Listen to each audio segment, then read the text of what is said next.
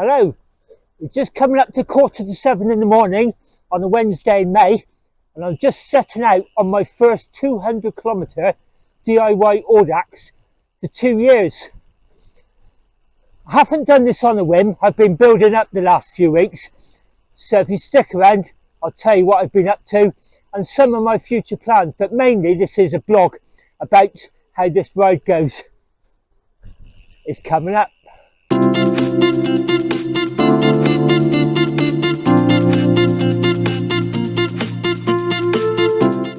It's just gone 7:30 AM and I'm in the Nadder Valley south of Warminster.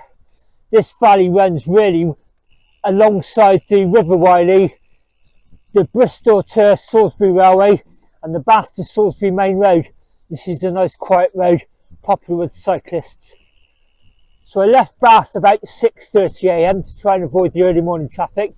Didn't exactly succeed. And then I've been heading southeast-ish through Warminster. As I said, I'm now in the Wylie Valley. Over there is where we're heading in a few miles. We're going to climb out of the Wylie Valley shortly over to the Nadder Valley. And it'll be a big direction change. So at the moment we're heading southeast, and then when we turn we'll be heading westwards and eventually northwest. And the wind's starting to pick up. It's from the southeast, so I'm hoping once we do this big climb over there it's going to be beneficial. We're just about to pass through the small village of Wylie, and this is where the A303 cuts over. So it'd be London that way, Exeter that way. And also here we run alongside the railway. This is the Bristol to Southampton railway. There it is. Then shortly we're going to be doing a right hand turn out of the village of Wylie, crossing over that and then starting our big climb up over and then dropping down to the Nadder Valley. Here's the boundary sign for Wylie. The village even has its own cut-through lane, which is up here. It's the wonderfully named Teapot Street.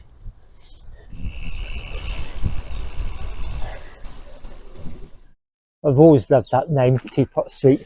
Along here, a few hundred yards, I think where that car's just going actually, we're turning right.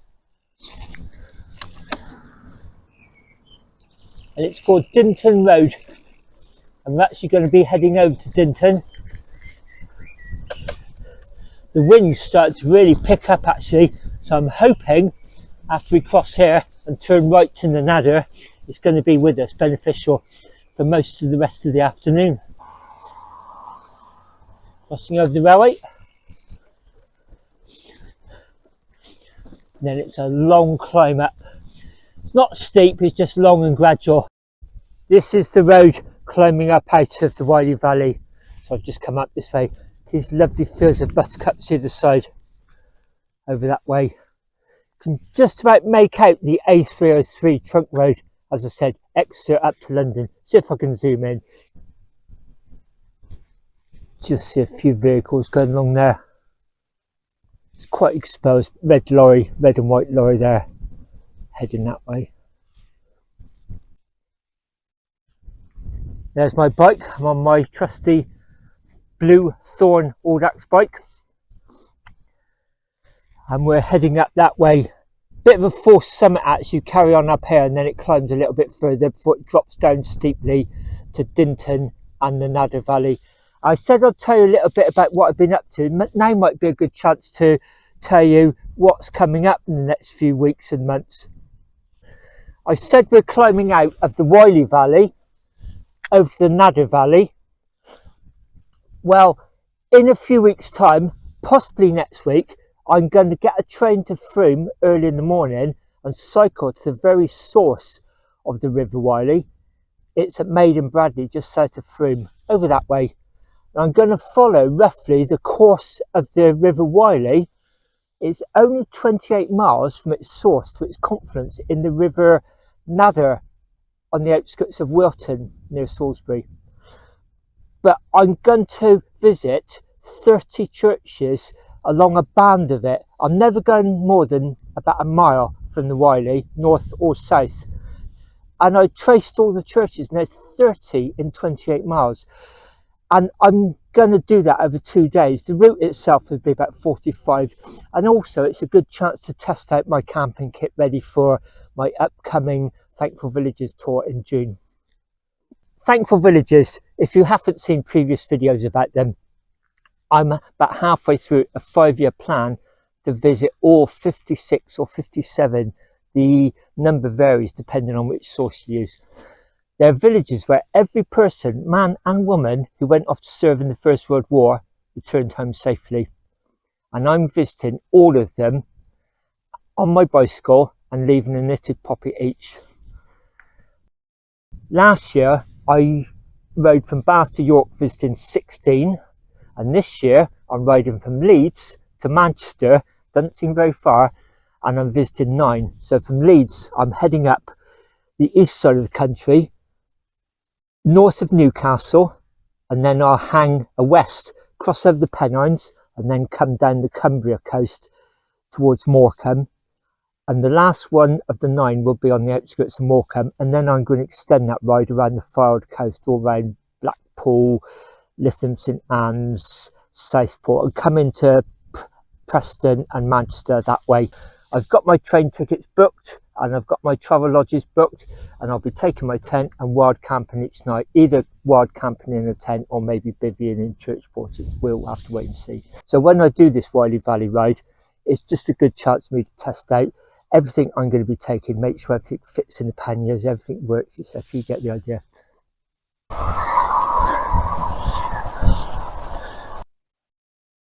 Lovely up here, just hear bird song. That's where the wind's coming from. When we get to the bottom, we'll be heading that way, so I'm quite looking forward to that.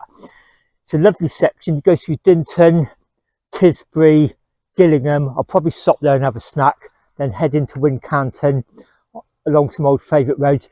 Then this afternoon, there's going to be 2 wonderful sections along the Somerset levels. There'll be one south of Glastonbury and one north of Glastonbury. I don't want to go too far into the future because we're only quarter of the way around, but so far I think it's going fine. I did say I didn't do this on a whim. So starting at the end of January, I've been riding 100-kilometre Audaxes. So I rode the Audax Club Bristol Jack and Grace 100, rode there and back, made it about 100 miles.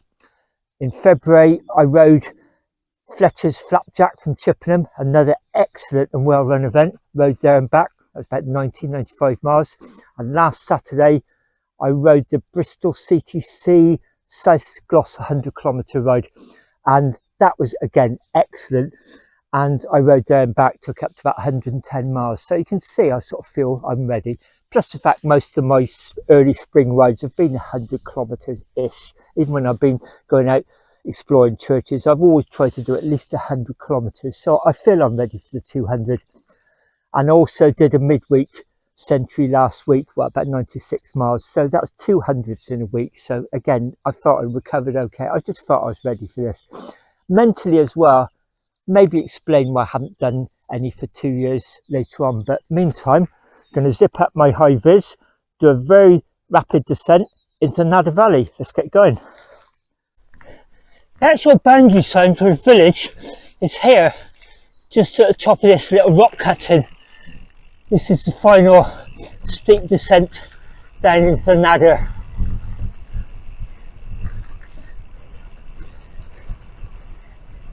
Take it steady because it could well be slippery in places with tree sap.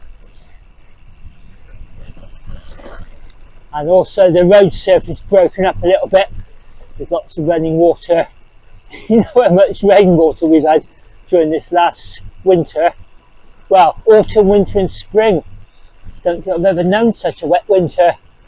And here we are, Dinton proper. We're coming up this T-junction here. So this will be our road for about a mile or so. Going to turn right on this bit of traffic, mostly going into Salisbury that way. And then we'll turn off it on some quieter roads. This is the Salisbury to Mere road. We're only on about a mile or so, then we'll turn off left, take some nice quiet roads down to Gillingham, where I'm going to have a meal stop, I think.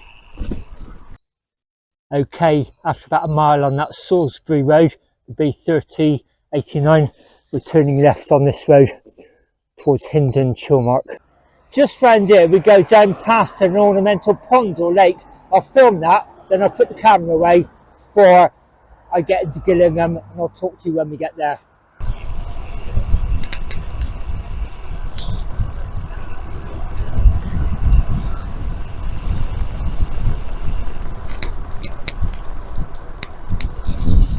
It's just gone 11 AM and I'm at the Co-op at Gillingham.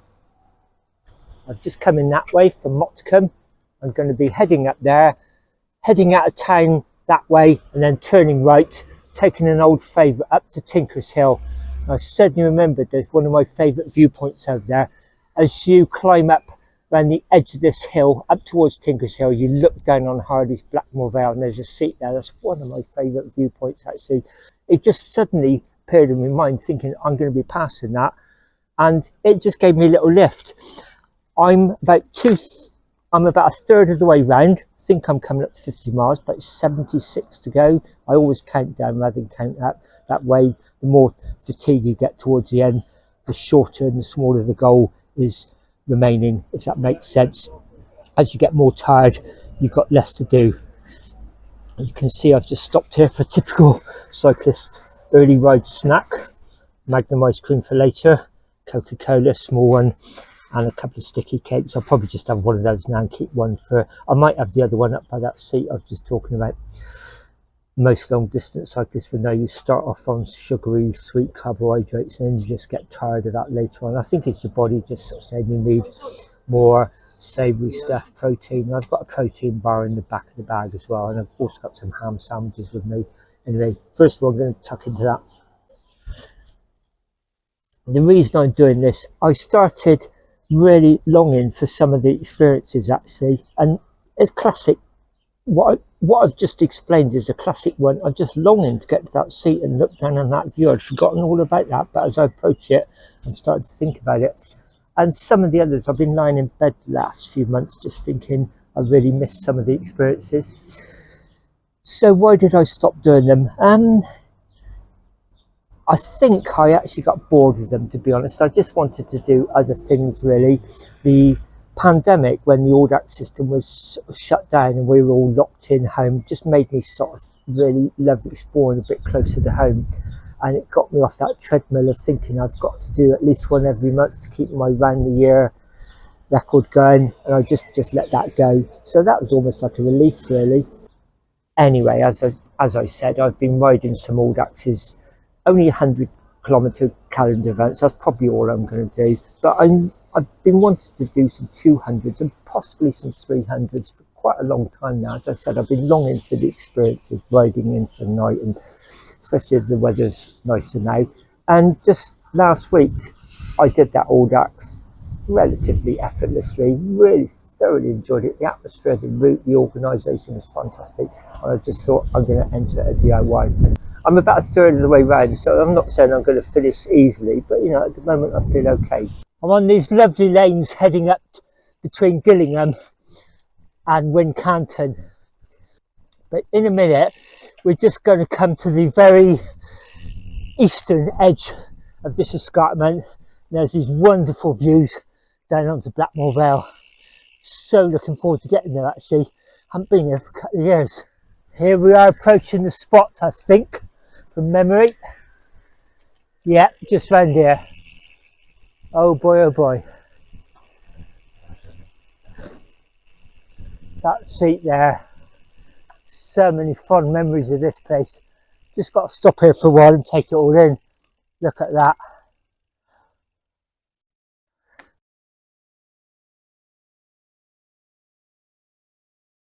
I think we dropped down the next left-hand turning by the look of it, down to this little lovely village, and then we head over towards Wincanton.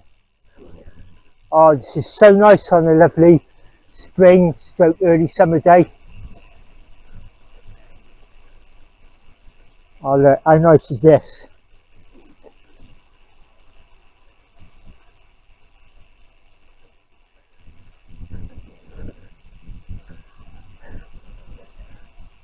North Dorset, ladies and gentlemen.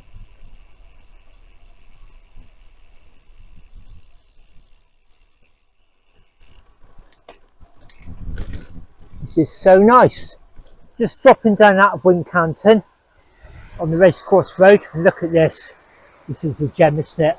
Waterfall on the outskirts of Wincanton. That's the River Cale. So we're just going to go around the corner. Just before we start climbing up the racecourse, we're going to take a left.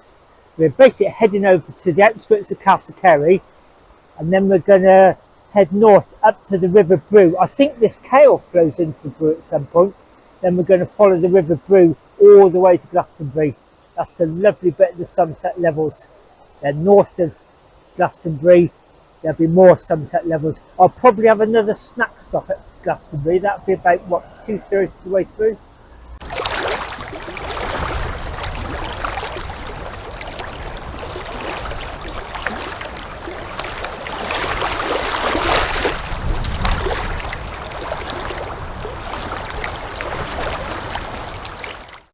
It's just gone 1 PM and I've just finished quite a fast section on an A road which skirts around the market town of Castlecarry without actually going into it. Then you come up to Ansford, the next village, which I've just forgotten its name, and then you turn off down this lane, which is actually quite busy at the moment, but you pass this wonderful watermill. Look at that. I've just seen a sign saying Bortonsborough, and I've just spotted Glastonbury Tor in the far distance, so I'm homing in on it. Here we are, just as you think you're heading away from Glastonbury, you're going to take that right hand turn there after this farmer goes by. And it says, part of the National Cycle Network, unsuitable for heavy vehicles. It is, there's very few passing places along here. Just why it's so good for cycling into Glastonbury. Just see how lovely this is. The Tor over there, just behind those trees. Absolutely fantastic along here.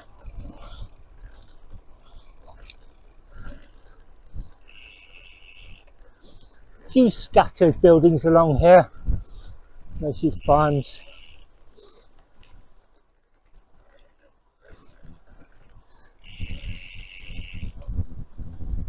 Every now and again you'll get a good side on view of the Tor there, look. We're going to go along here a mile or so. Once we intersect with the River Brew, we're going to do a sharp right and then we'll head right towards Glastonbury Tor. Looks like you're homing in on it. Oh, this is so nice along here. And we are homing in on Glastonbury Tor. This is quite a wide angle lens, so it probably looks more distant than it is, but just look at this. Pretty much got the place to myself. Coming in from my left is the River Brew, and this is going to curl around and intersect here. At that intersection, that's where you'll get a lot of the new age travellers along there. I actually love riding by it, actually, especially on a summer's evening. You know, you sometimes get the smell of food coming out or the wood burners. It's just atmospheric, really. This drove road is slightly raised, almost like a kind of levee. You've got these drainage ditches either side, reens or rines, depending on which part of the country you come from. A bit silted up here, they get cleaned every several years. When we head north of Glastonbury, there's some amazing views there. A bit like this, a single road just going forward, you'll see all this crisscross of drainage channels. It's absolutely spectacular. Quite often that's where you get the swans up there in the winter. There's a few bird hives up there. But yeah, Glastonbury Tor is so iconic. I remember I did an all-night cycle ride once with a friend of mine, and we came down on the solstice, actually, very short night, and I remember we were coming in from the opposite direction and we saw people up there even at what, 1 o'clock in the morning, 2 o'clock in the morning, so there's always people up there.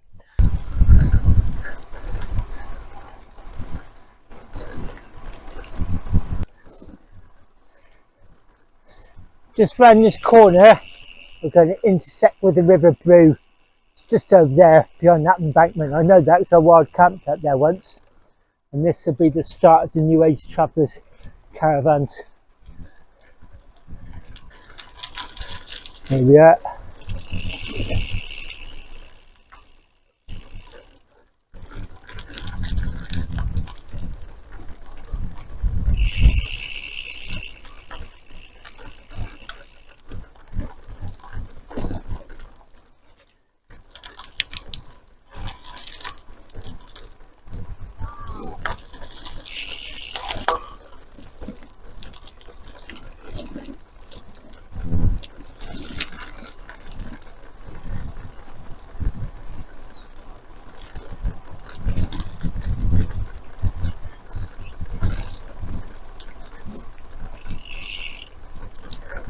I actually really like coming by here.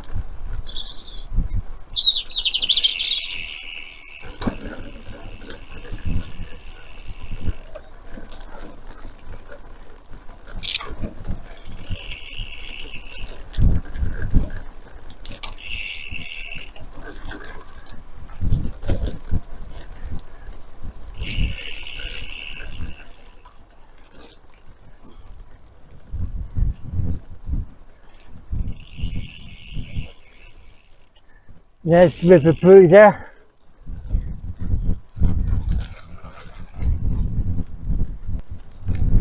So you can see why the caravans are at this stretch of the drove, because of the water source.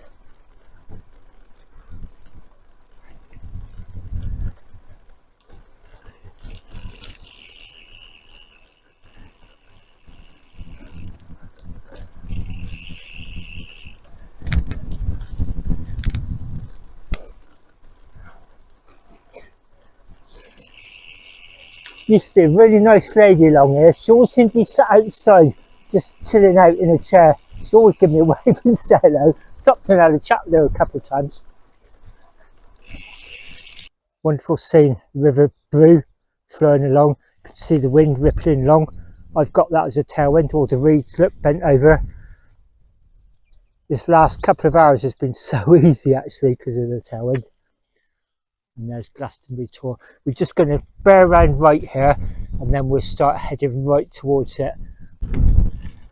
I mean, the final approach to Glastonbury Tor. We're going to go along for about a quarter of a mile or so, then turn left and head into the outskirts.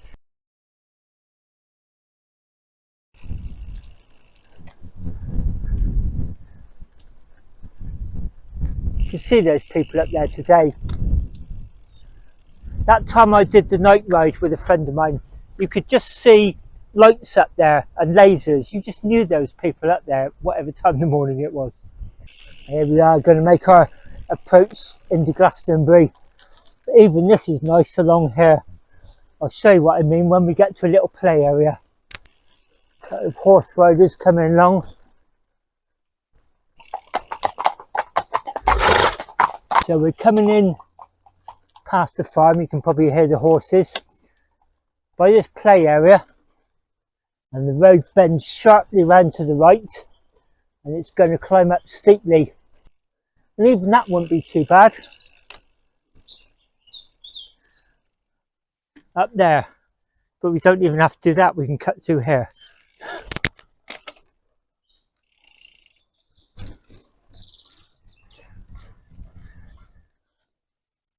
This just feels like the sublime to the ridiculous.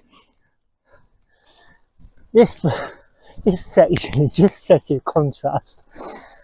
You've got the lovely wild moors and the drove road. You've got ordinary age travellers. As you come in, it becomes kind of farm-like, agricultural, and you just head to that star. A 1970s housing estate. Just saw a sign back there. This is called Chalice Way. What else could it be called?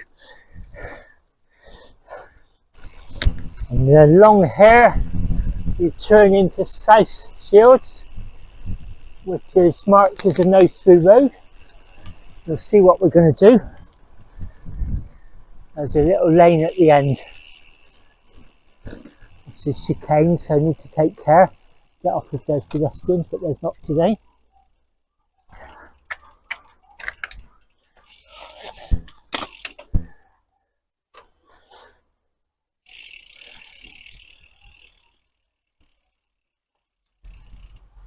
And that's the road we want.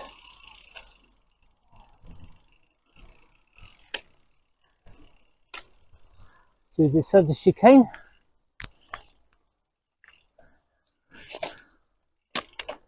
And this is the only hill we've got really, and this is not too bad. It's fairly good surface, it's not very long, and it's very, very quiet.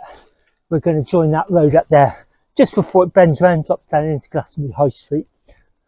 Drop down a few yards, the main traffic goes that way. We're going to head through Glastonbury High Street that way. We're going to pick up some juice, top my water up and have a sandwich. That wonderful mural there. There's some great murals here in Glastonbury. That's one of my favourites, I think. Here we are in the middle of Glastonbury. I've just come in that way. When I leave, I'll just be turning left up there. And I've just popped in the convenience store there. Always use that. It's really friendly and cheap and cheerful in there. Bought my stuff up here. Grab my sandwiches, fizzy drink, top some water up. Make sure I've got plenty of fluids.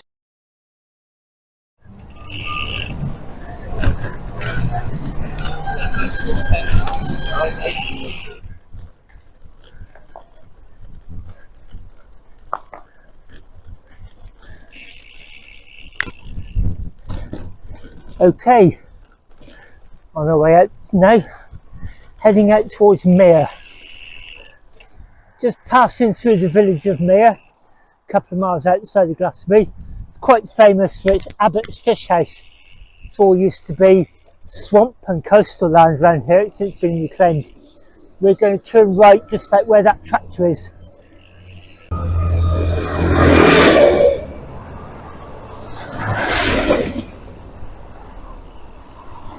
Into Mere Way. Get off that busy B road. Then just round the corner, I'll show you the site of a helicopter world speed record. It's actually a plaque set up in stone. This is so nice to get off that busy road. Going to come out in the village of West Hay.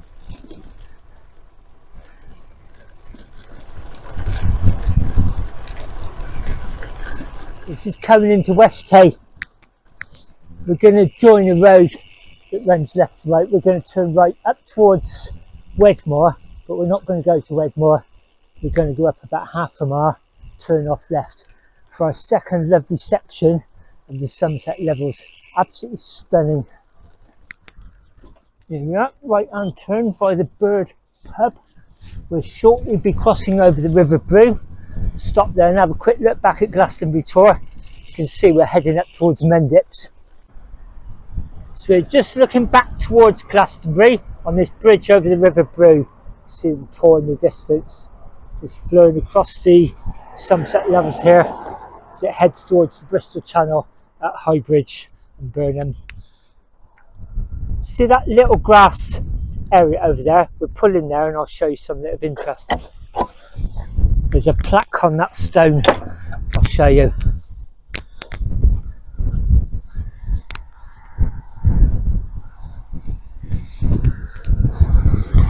It says, World Helicopter Speed Record. On the evening of the 11th of August 1986, a Westland Lynx helicopter built in Yeovil flew over this point whilst completing a 15-kilometre course, achieving an average speed of 400.87 kilometres per hour, which is 249.1 miles per hour.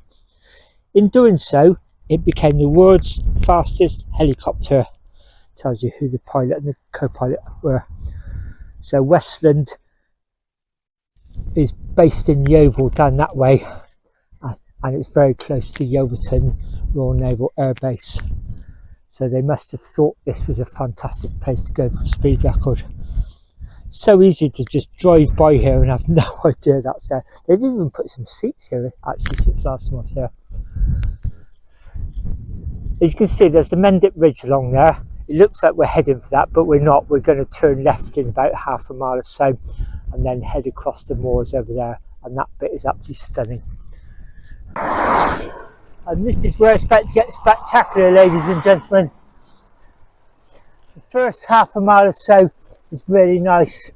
Once we get past this tree cover, it's going to open up and you'll see how lovely it is along here. Got a green either side of us, drainage ditch, but we're going to come up to one of the big drains in a minute. They cut across, help the water management. So we're raised up on this embankment with these ditches either side.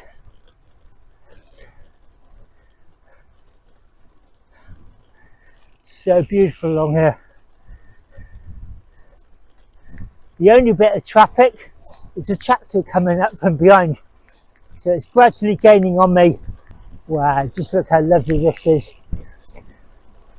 This is where these Somerset level swans will be, if you ever want to come and see them when they migrate down from Iceland. I'm just going to pull in, let that tractor go by.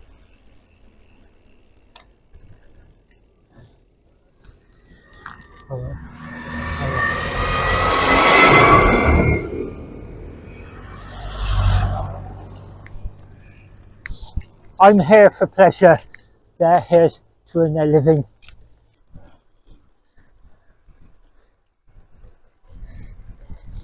Just seems to go on for miles, this road.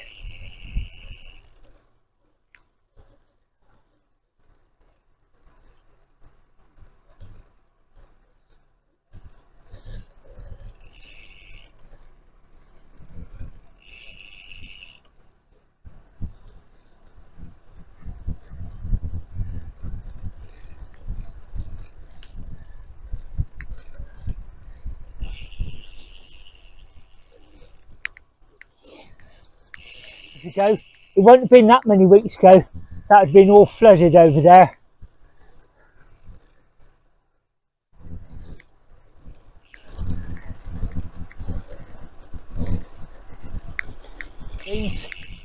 Still see there's a little bit of flood over there, look, and some swans.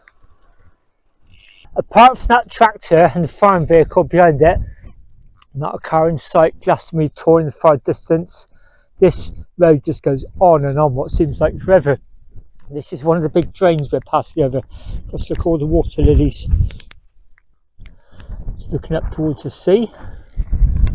That's looking the way we're heading. Now it's looking back towards, I'm guessing that'd be about Cherry Gorge there. You can see the Mendips coming along and they dip down, go back up. So Cherry Gorge would be through there. We're sort of heading round there, bearing off to the right, zigzagging up to what's called the Webbington. It's a big old hotel.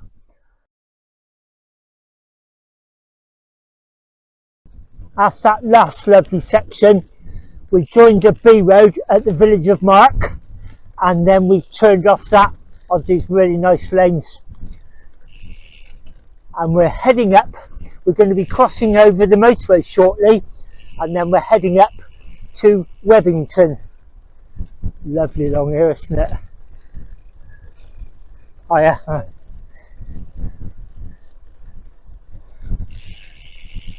Love seeing all the wildflowers in the hedgerows at the moment.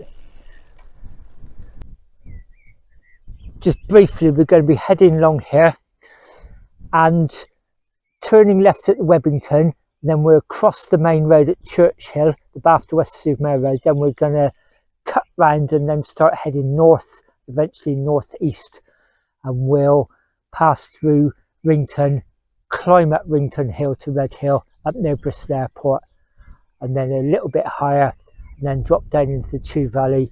Then we'll take our final eastish direction back to Bath, and that could well be quite windy actually. We'll see. This is lovely, isn't it, along here? So quiet on a weekday.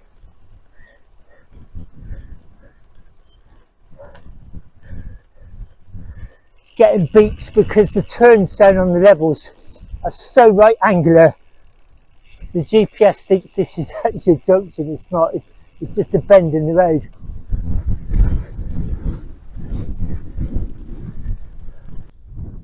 Running alongside one of these streams again. This one's quite clear actually.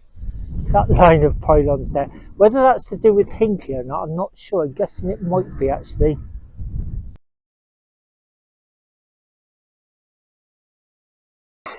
Just flat as a pancake, fairly straight.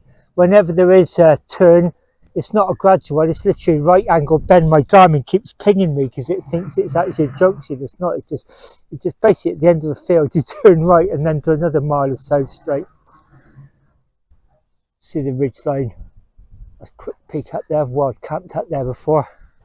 I'm just coming up to the end of this fantastic section across the Somerset levels, very northern tip of it. And we're about to approach the Mendips. That big pyramid type hill up there, Crook Peak, almost like a nipple at the top. It's one of the famous Mendip peaks. And down below you may see that white building, orange roof, that's Webbington. So we're going to turn right here, go along there, start climbing up to that hotel, and just as we get to it we're going to turn left. We're going to snake along a very quiet road that runs along the bottom of Crook Peak, and then we'll be making our way up towards Rington, Red Hill, then drop down to Chew Stoke, Chew Magna, back towards Bath. We make our way up to that big hill, Crook Peak, coming into the village of Loxton. All you can hear, there's just an overpowering noise, is the M5 in the distance. Oh, nice little Audax hotel there, wooden bus shelter.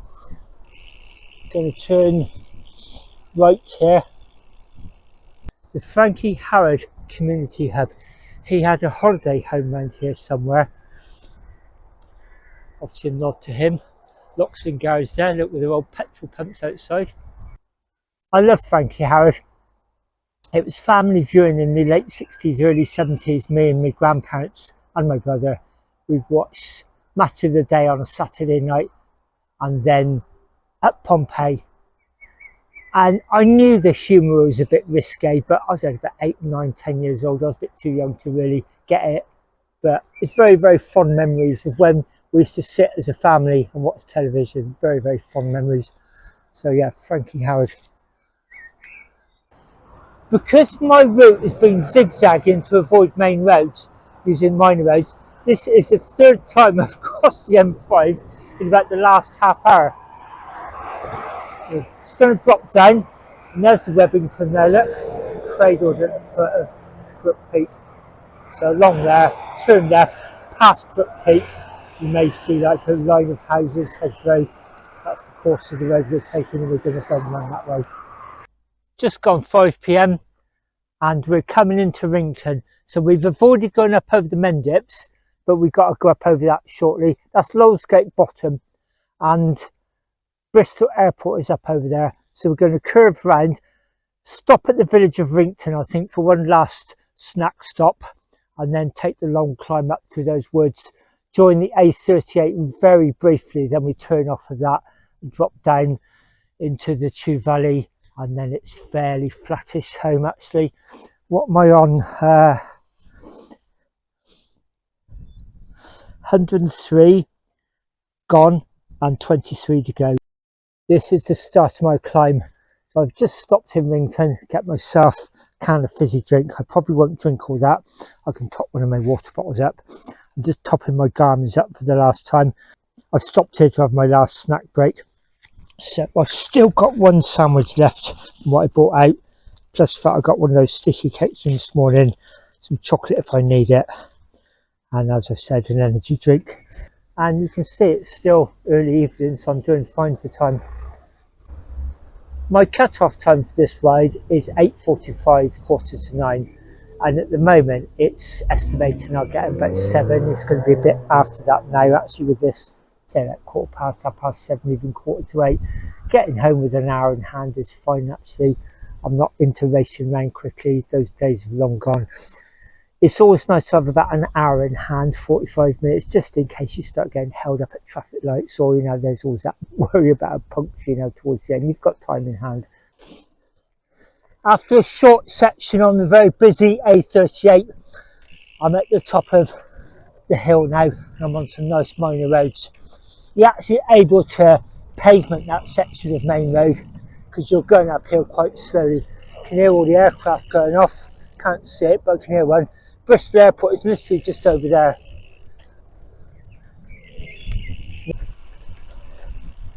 Just about to drop off this little ridge down to Winford.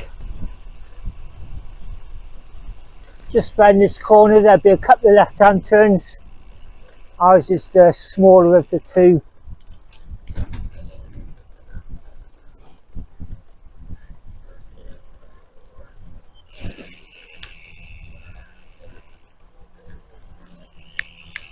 Not that one, this one. Parsonage Lane. This is always fun coming down here.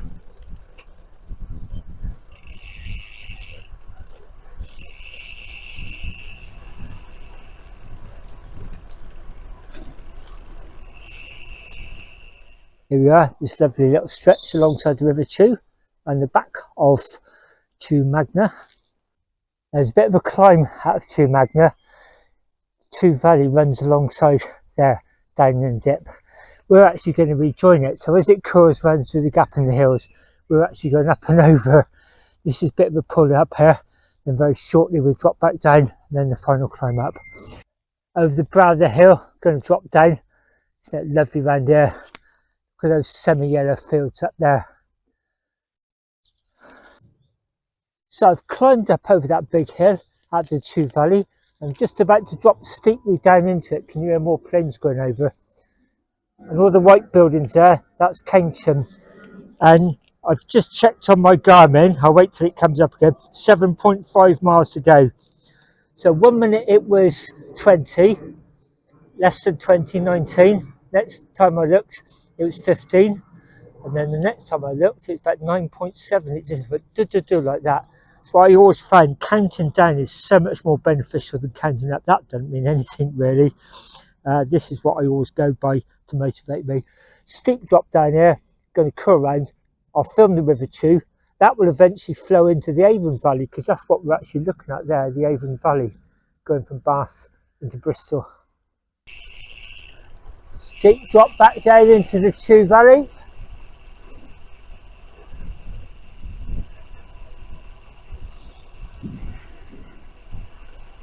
Got to be so careful in the dark you don't come down here and smack into that wall right opposite, because it really does come down and join this other road very suddenly. There's a wall there. It may seem obvious now, but in the dark you've got to be so aware of that. Back down in the Chew Valley, we're going to cross it very shortly. In fact, you cross the River Chew twice here, it must split and fragment. There's some old industry you can see around here, whether they were water mills. So here's one of the bridges we're going to go over. You see that industrial type building over there? There's one of the portions of the, there's one of the stretches of the river.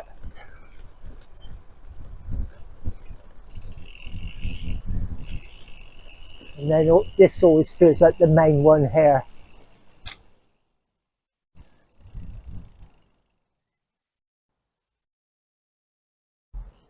Where that red car is, we're just going to turn left here, climb up there, start cutting through the back of Saltford, and then we're going to cross the A4, and then drop down to the Bath to Bristol cycle path near the Bird in Hand. I've just cut all through the lanes, climbing out the Chew Valley, curled down underneath the Bath to Bristol bike track at the Bird in Hand at Saltford. And I'm just about to get on it now. Look, Bath 4 miles, and my Garmin says about 4 miles to home. So I've just rung my darling wife to let her know I'm on my way. It's about 23 minutes past 7, so I've got an hour and 20 minutes in hand at the moment. Oh, it's been an absolutely fantastic day. No real aches and pains. My knee was a bit sore at one point towards the end, just riding up some of the hills. I just eased off completely. I don't want to injure that. Apart from that, yeah, I found it relatively easy. I think the wind's been beneficial, so it's definitely worked in my favour. I thought I'd have about 10 or 12, maybe even 15 miles into a headwind. I've hardly had any, to be honest. There's the Bird in Hand. I've just come down that road, went under the railway, did an S-bend up onto the track. My Garmin saying 3.9 miles to go. Well, end of the bike track, and I'm about a mile and a half from home that way. And my first DIY Audax at 200 kilometres for 2 years has gone really, really well. The bike went really well. I've been riding it recently, so I've kept it clean, put new brake blocks on, had a new chaining cassette recently. As I said, I built up the distances. I just didn't do this on a whim. Everything's gone fine. I do intend to get 3 more DIY brevies. So it's £10 for 3. This one I used today, believe it or not, was still valid from 2 years ago. Had one in hand. So I'm going to buy another 3, and I'm going to do at least 3 more 200s. As I said, I just get 4 down and just see how it goes, and then I've got a couple of things in mind. Whether they happen or not, I don't know. As I referred to earlier in the video, hopefully the next YouTube video I make will be me camping, visiting all these churches adjacent and parallel to the River Wylie. Anyway, I'm really looking forward to getting home. 1.5 miles that way. Got a couple of cold lagers in the fridge as well. They'll go down well tonight. Thanks so much for watching. See you soon.